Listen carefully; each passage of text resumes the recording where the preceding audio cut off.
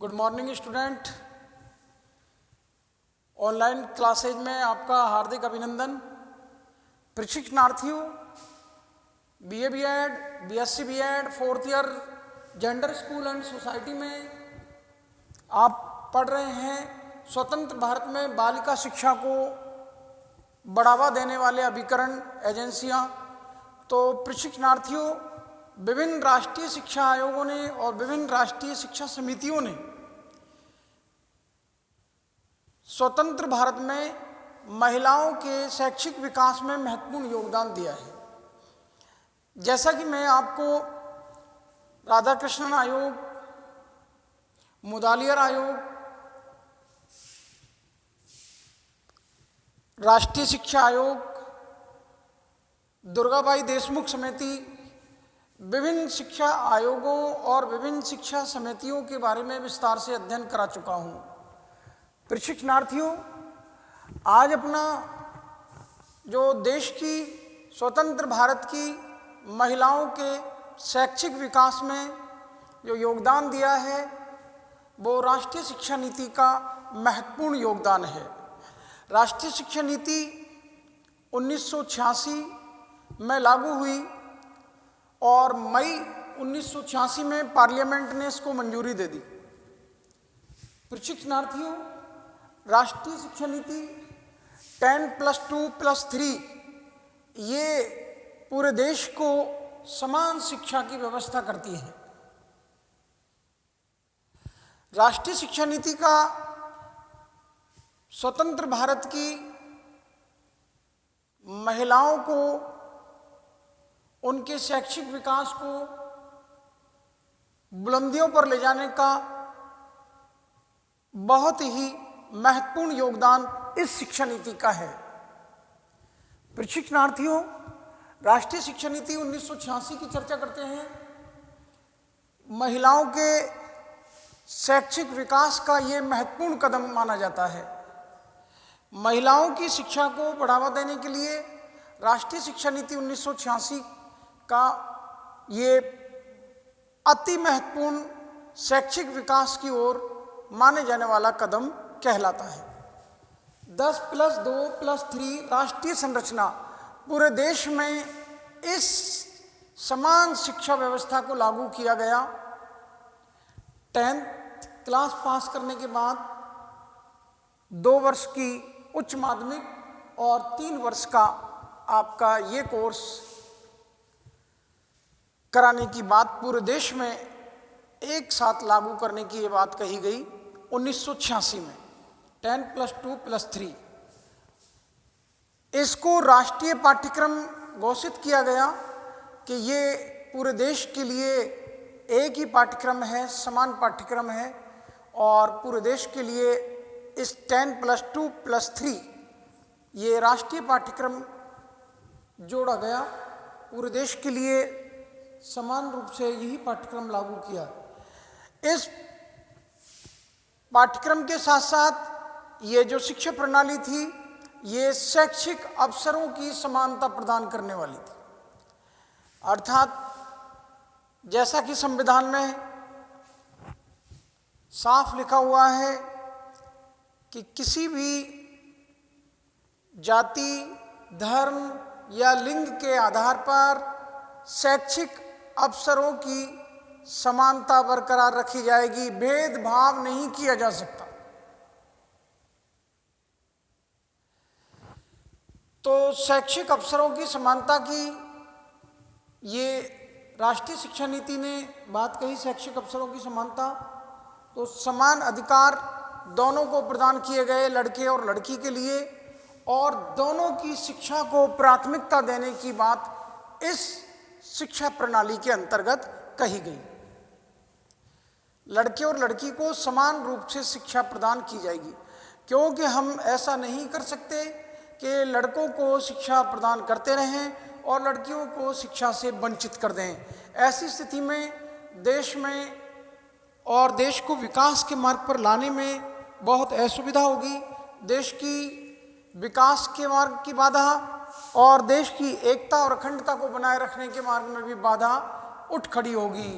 क्योंकि हम एक ऐसी खाई का निर्माण कर देंगे जो स्त्री और पुरुष के भेदभाव को बढ़ावा प्रदान करेगी।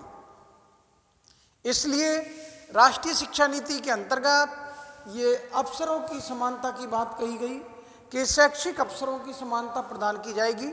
लड़के और लड़की को समान रूप से शैक्षिक अवसर प्रदान किए जाएंगे। इस शिक्षा प्रणाली के अंतर्गत नवोदय विद्यालयों की स्थापना की गई कि जिला लेवल पर नवोदय विद्यालय खोले जाएंगे। शैक्षिक गुणवत्ता, देखिए प्रशिक्षणार्थियों, हमारे देश में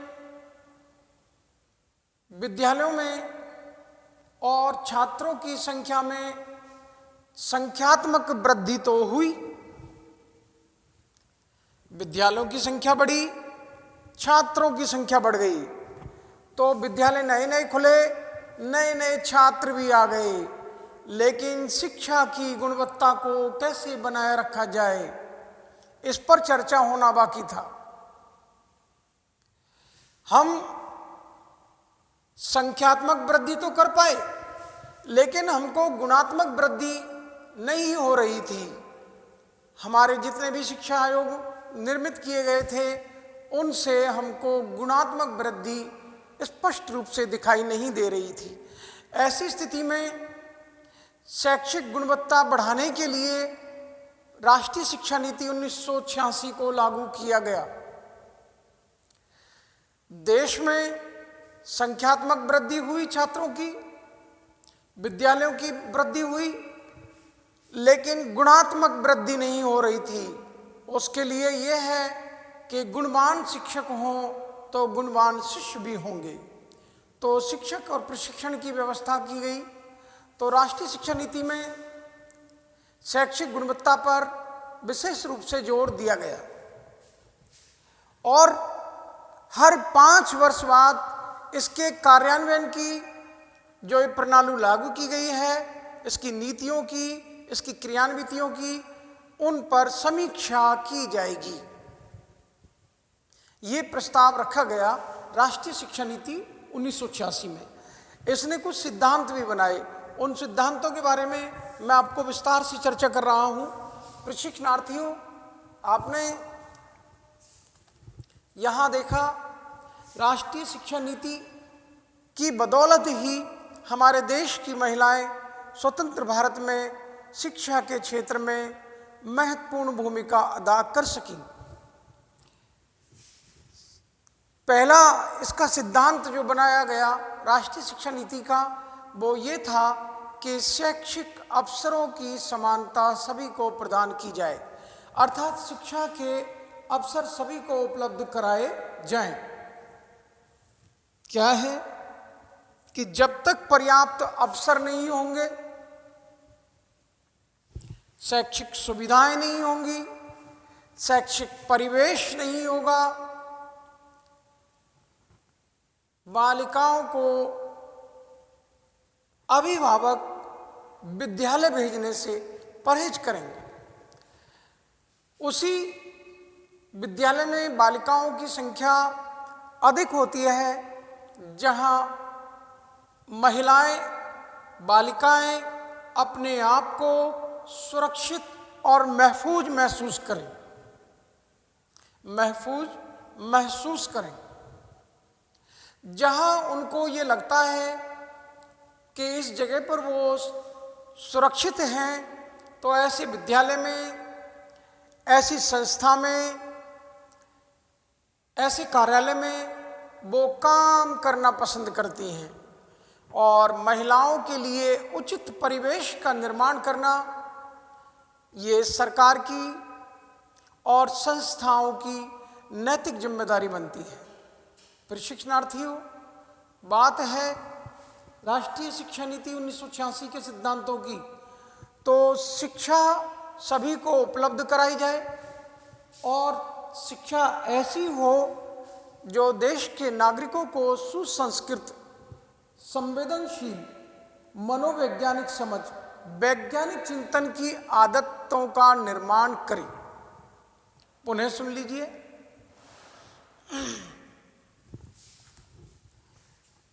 शिक्षा देश के नागरिकों को सुसंस्कृत नागरिक बनाए, सुसभ्य नागरिक बनाए और संवेदनशील नागरिक बनाए। बालकों में मनोवैज्ञानिक समझ उत्पन्न करे, वो परंपराओं पर, रूढ़ियों पर चलने वाले ना हो। उनमें मनोवैज्ञानिक और वैज्ञानिक दृष्टिकोण की समझ विकसित होनी चाहिए। विज्ञान दूध का दूध और पानी का पानी कर देता है। मनोविज्ञान क्या अच्छा है, क्या बुरा है, ये आप में समझ विकसित कर देता है। तो वैज्ञानिक चिंतन की आदत डालें, मनोवैज्ञानिक समझ को पहचानें और वो संवेदनशील बन जाएं। किसी के दुख को देखकर उनको भी दुख हो। ये नहीं कि किसी को दुखी देख रहे हैं तो बालकों में ऐसी शिक्षा प्रदान की जाए कि वो समाज के एक वर्ग को दुखी देखकर प्रसन्न होते हों। शिक्षा ऐसी हो जो बालकों को संवेदनशील बनाए, मनोवैज्ञानिक समझ विकसित करे, वैज्ञानिक चिंतन की आदत का निर्माण करे। शिक्षा इस प्रकार की होनी चाहिए जो संविधान के द्वारा समाजवाद, धर्मनिरपेक्षता, लोकतंत्र के लक्ष्यों की प्राप्ति में सहायक हो। मेरी बात समझ सकते हैं? संविधान में समाजवाद की, संविधान में धर्मनिरपेक्षता की, संविधान में लोकतंत्र की तीनों बातें आती हैं। लोकतंत्र की जहां बात आती है, जनता का जनता के द्वारा जनता के लिए शासन लोकतंत्र है। लोकतंत्र में कानून की समानता, लोकतंत्र में आपको ढेर सारे अधिकार प्रदान कर रखे हैं जिनमें आप अपनी भाषण की आज़ादी प्राप्त करते हो, धर्म की आज़ादी प्राप्त करते हो, अपनी संस्कृति को बनाए रखने की आज़ादी प्राप्त करते हो, शिक्षा की आज़ादी प्राप्त करते हो। और तो और अगर आपके प्रति ये कार्य नहीं कर रहे हैं कानून, तो आपके लिए संवैधानिक उपचारों का भी एक अधिकार है। प्रशिक्षणार्थियों, लोकतंत्र जनता के द्वारा जनता के लिए और जनता के द्वारा ही किए जाने वाला शासन है। जनता का जनता के द्वारा जनता के लिए। प्रशिक्षणार्थियों, उस जनतंत्र को सफल तब तक नहीं कर सकते जब तक जनता शिक्षित ना हो, जब तक जनता जागरूक ना हो। तो हमारे देश की महिलाएं भी हमारे समाज का ही एक हिस्सा हैं और उनको जागरूक और शिक्षित किए बिना हम लोकतंत्र को सफल नहीं कर सकते। देश की मानवीय शक्तियों में, मानवीय संसाधनों में महिला और पुरुष दोनों आते हैं और महिलाओं को सशक्त किए बिना, महिलाओं को जागरूक किए बिना, महिलाओं को शिक्षित किए बिना हम देश के लोकतंत्र को सफल नहीं कर सकते। देश का लोकतंत्र सफल तभी होगा, ये डेमोक्रेसी को हम सफल तभी कर पाएंगे जब हमारे देश की महिलाएं पुरुषों के समान शिक्षित होंगी। इसलिए शैक्षिक अवसरों की समानता की जो बात कही गई है वो लोकतंत्र पर ही आधारित है। प्रशिक्षणार्थियों, धर्मनिरपेक्षता की बात, भारत में विविधता में एकता, ये धर्मनिरपेक्षता की ही बदौलत है। भारत में विभिन्न भाषाओं के, विभिन्न जातियों के, विभिन्न धर्मों के, विभिन्न मतों के मानने वाले लोग रहते हैं। उन धर्म के मानने वालों का, उन मतों के मानने वालों का, उन विभिन्न मतों के बीच में अंतरों का होना भी अलग अलग विचारधाराओं के कारण बना हुआ है। तो उन विचारों को एकता के सूत्र में पिरोने का कार्य शिक्षा करती है। और हमारे देश की महिलाओं को शिक्षा से वंचित रखा गया, तो फिर हम उस धर्मनिरपेक्ष व्यवस्था को, जो सेक्युलरिज्म कहलाता है, उसको कायम नहीं कर पाएंगे। प्रशिक्षणार्थियों, धर्मनिरपेक्षता संविधान ने वो हथियार दिया है आपके लिए। धर्म को मानने की आज़ादी है। धर्मनिरपेक्ष से ये है कि राज्य का अपना कोई धर्म नहीं होगा। उसका ये अर्थ कभी ना लगाएं कि राज्य का कोई धर्म नहीं है, कि राज्य विधर्मी है, राज्य अधर्मी है। नो नो नो नो, राज्य नास्तिक है, नहीं। राज्य सभी धर्मों का आदर और सम्मान समान रूप से करेगा। ये है धर्मनिरपेक्षता। आपने ये पाठ सम्राट अकबर के दरबार में नवरत्नों में देखा होगा। अकबर के दरबार में नवरत्नों में यही थे, विभिन्न धर्मों को मानने वाले, विभिन्न संप्रदायों को मानने वाले लोग अकबर सम्राट के दरबार में थे। तो धर्मनिरपेक्षता का जो पाठ वो वहाँ से चला आ रहा है कि देश के संविधान को बुलंदियों पर ले जाने के लिए, देश के संविधान को विकसित राष्ट्रों की श्रेणी में खड़ा करने के लिए हमारे देश के संविधान में धर्मनिरपेक्षता शब्द को जोड़ा गया, जिससे कि विभिन्न धर्मों के मानने वाले लोगों को एकता के सूत्र में बांधा जा सके, उनको देश की एकता अखंडता को बनाए रखने में उनका भी सहयोग लिया जा सके। प्रशिक्षणार्थियों, ये धर्मनिरपेक्षता तभी सफल होगी जब संविधान के दिए हुए उस अधिकार का हम पालन करें कि हमारे देश की महिलाएं भी सुशिक्षित हों। देश की महिलाएं सुशिक्षित होंगी तो हमारा ये धर्मनिरपेक्षता का सपना भी पूरा हो जाएगा। धर्मनिरपेक्षता को बरकरार रखने के लिए और लोकतंत्र की सफलता के लिए, समाजवाद को लाने के लिए, इन लक्ष्यों की प्राप्ति में हमारी शिक्षा व्यवस्था सहायक होनी चाहिए। प्रशिक्षणार्थियों, अगली पंक्तियां हैं कि व्यक्ति राष्ट्र की आत्मनिर्भरता की आधारशिला है। व्यक्ति हैं जो किसी राष्ट्र को आत्मनिर्भर बनाते हैं। और जैसा कि मैंने आपसे कहा कि राष्ट्र के निर्माण में भौतिक संसाधन, मानवीय संसाधनों का महत्वपूर्ण योगदान होता है। तो प्रशिक्षणार्थियों, हमारे देश के महिला और पुरुष हमारे बहुत बड़े मानवीय संसाधन हैं, और उन्हीं में से एक वर्ग महिलाओं को अगर शिक्षा से वंचित कर दिया जाए तो ऐसी स्थिति में आप देखते हैं हम राष्ट्र को विकास के मार्ग पर लाने में कठिनाई महसूस करेंगे। हमको बहुत कठिनाइयों का सामना करना पड़ेगा, क्योंकि हमारे देश में, हमारे देश की महिलाओं को शैक्षिक क्षेत्र में पीछे छोड़ दिया गया है। तो उसके लिए सुझाव दिया गया कि व्यक्ति राष्ट्र को आत्मनिर्भर बनाने में महत्वपूर्ण भूमिका अदा करते हैं, और जब आत्मनिर्भर बनाना है तो क्यों ना कंधे से कंधा मिलाकर महिलाओं को पुरुषों के साथ खड़ा करके ये आत्मनिर्भरता लाई जाए। प्रशिक्षणार्थियों, देश को आत्मनिर्भर बनाने के लिए शिक्षा को आधारशिला बनाया गया है, और शिक्षा सभी को समान रूप से शैक्षिक अवसरों की समानता की बात कही गई है।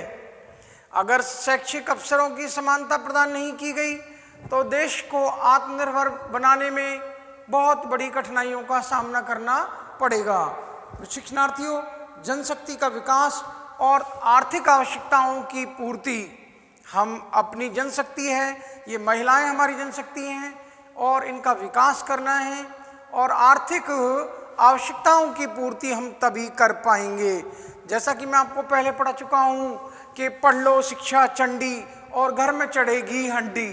अर्थात आपने अगर तालीम हासिल कर ली तो आपको और बुजुर्गों से आपने सुना होगा, समझा होगा, सीखा होगा, पढ़ोगे, लिखोगे, बनोगे नवाब। खेलोगे कूदोगे बनोगे गंवार, ये पंक्तियां चलती थी बुजुर्गों के द्वारा। ये विरासत का मंत्र, इसको भूलना नहीं चाहिए।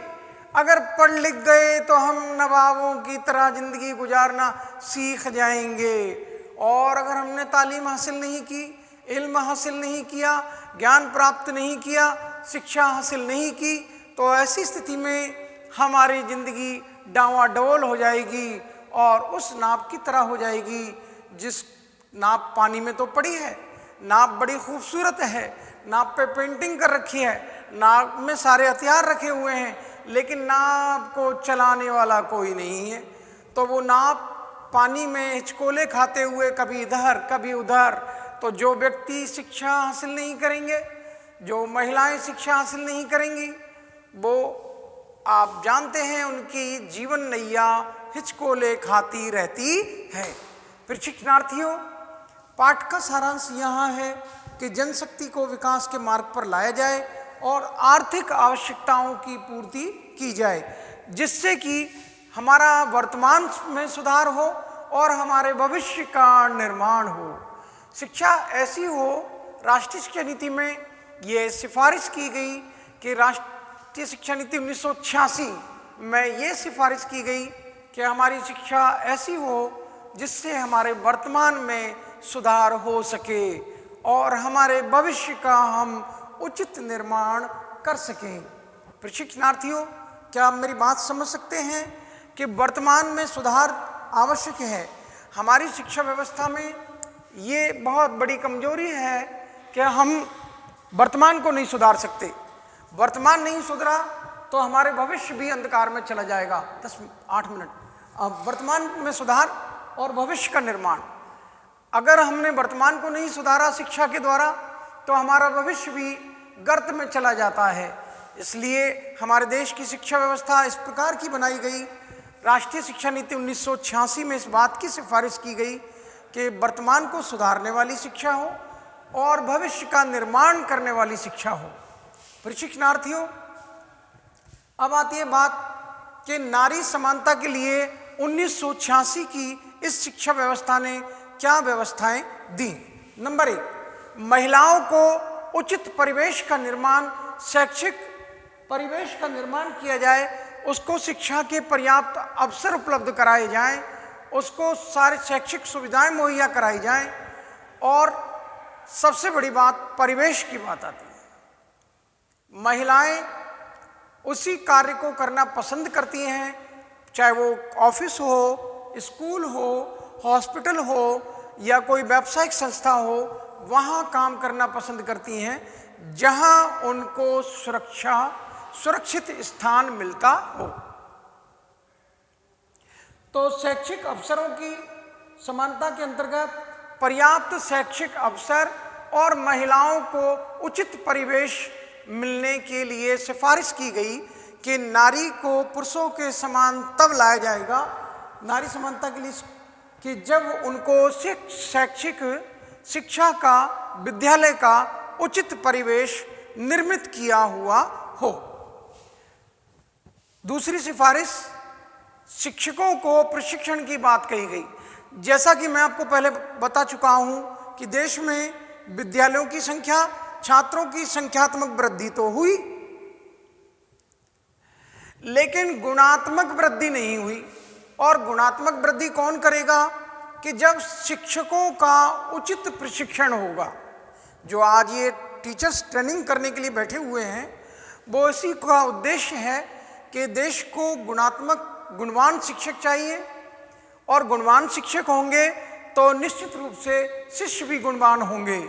प्रशिक्षणार्थियों, इस बात को पूरा करने के लिए शिक्षकों को उचित प्रशिक्षण की सिफारिश की गई कि शिक्षकों का पहले प्रशिक्षण हो, तब वो शिक्षण कार्य संपन्न कराएं।